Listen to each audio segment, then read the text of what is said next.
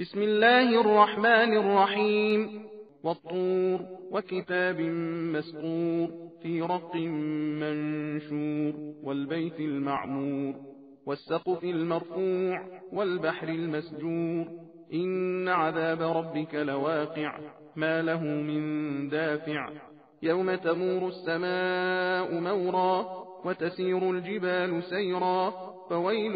يومئذ للمكذبين الذين هم في خوض يلعبون يوم يدعون إلى نار جهنم دعا هذه النار التي كنتم بها تكذبون أفسحر هذا أم أنتم لا تبصرون اصلوها فاصبروا أو لا تصبروا سواء عليكم إنما تجزون ما كنتم تعملون إن المتقين في جنات ونعيم فاكهين بما آتاهم ربهم ووقاهم ربهم عذاب الجحيم كلوا واشربوا هنيئا بما كنتم تعملون متكئين على سرر مصفوفة وزوجناهم بحور عين والذين آمنوا واتبعتهم ذريتهم بإيمان ألحقنا بهم ذريتهم وما ألتناهم من عملهم من شيء كل امرئ بما كسب رهين وأمددناهم بفاكهة ولحم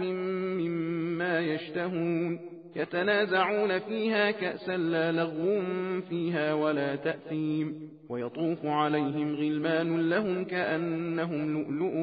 مكنون وأقبل بعضهم على بعض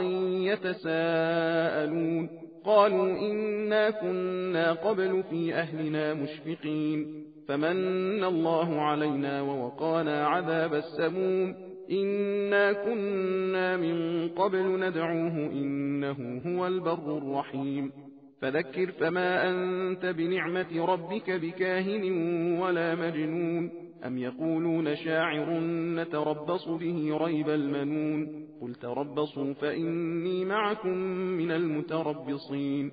أم تأمرهم أحلامهم بهذا أم هم قوم طاغون أم يقولون تقوله بل لا يؤمنون فليأتوا بحديث مثله إن كانوا صادقين أم خلقوا من غير شيء أم هم الخالقون أم خلقوا السماوات والأرض بل لا يوقنون أم عندهم خزائن ربك أم هم المسيطرون أم لهم سلم يستمعون فيه فليأت مستمعهم بسلطان مبين أم له البنات ولكم البنون أم تسألهم أجرا فهم من مغرم مثقلون. सबील कुरान हिदायत का रास्ता।